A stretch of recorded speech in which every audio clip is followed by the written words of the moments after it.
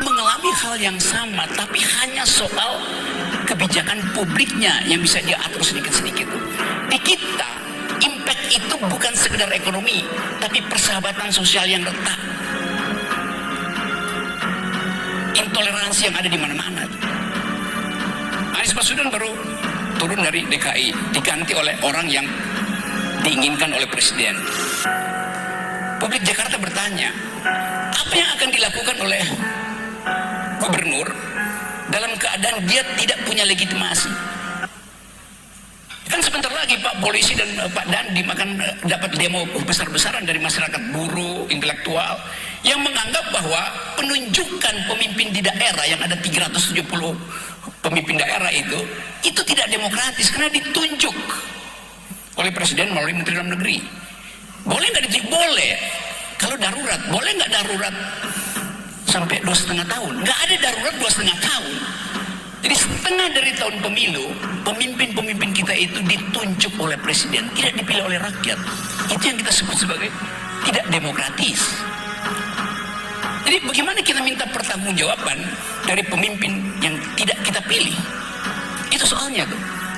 Nah, kemasukakalan ini yang ingin saya terangkan sebagai metode berpikir di kampus.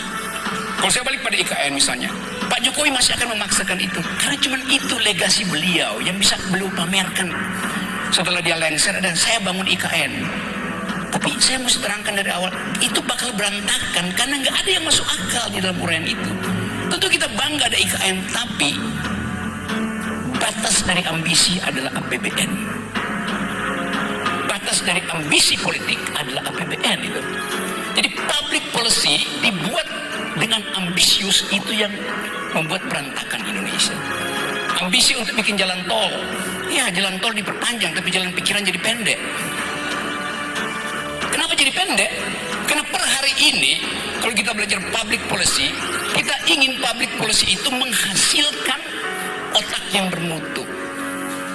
Faktanya hari ini stunting, mereka yang kekurangan gizi hampir 2 digit Indonesia. Jadi anak-anak kita yang hari ini kekurangan gizi, 10 tahun lagi otaknya akan menciut 25% karena nggak ada nutrisi.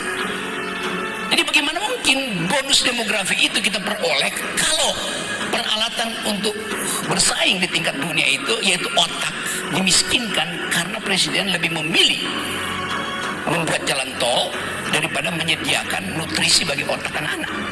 Itu trade off-nya begitu. Lain kalau APBN kita seperti daun kita cabut, oke, jalan tol bisa dibikin, sekolah diperbaiki, mutu diperbaiki, setiap pagi anak-anak kita kasih susu, protein, segala macam, daging, nggak ada soal. Tapi APBN kita terbatas. Waktu Presiden memilih kebijakan publik pro infrastruktur, trade off-nya adalah kesejahteraan harus dikurangi. Itu konsep dasar. Karena APBN itu sangat terbatas. Jadi Presiden masih ingin melanjutkan infrastruktur IKN terutama itu. Tapi buat saya misalnya ya oke, silakan bikin IKN, tapi jangan pakai pajak saya. Dulu Presiden bilang nggak ada APBN, sekarang akan dipakai APBN tuh, mungkin 20-30% atau bahkan 40% pakai APBN. Artinya pajak saya akan dipakai untuk bangun ibu kota negara. Boleh nggak? Boleh. Kalau saya setuju.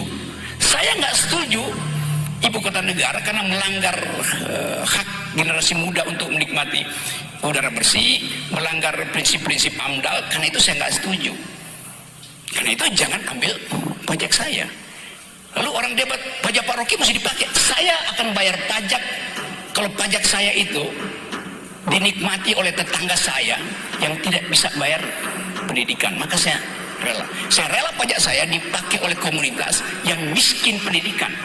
Saya nggak rela pajak saya dipakai IKN yang nantinya akan jadi fasilitas untuk tukar tambah dengan oligarki. Itu prinsip keadilannya di situ. Jadi sekali lagi teman-teman, saya berupaya untuk menyelundupkan pikiran kritis ke kampus supaya kampus itu tumbuh secara mandiri di dalam metodologi itu. Yang sering saya katakan bahwa hanya di kampus kita bisa bertengkar tanpa sentimen. Karena di kampus kita diajarkan untuk bertengkarlah dengan argumen.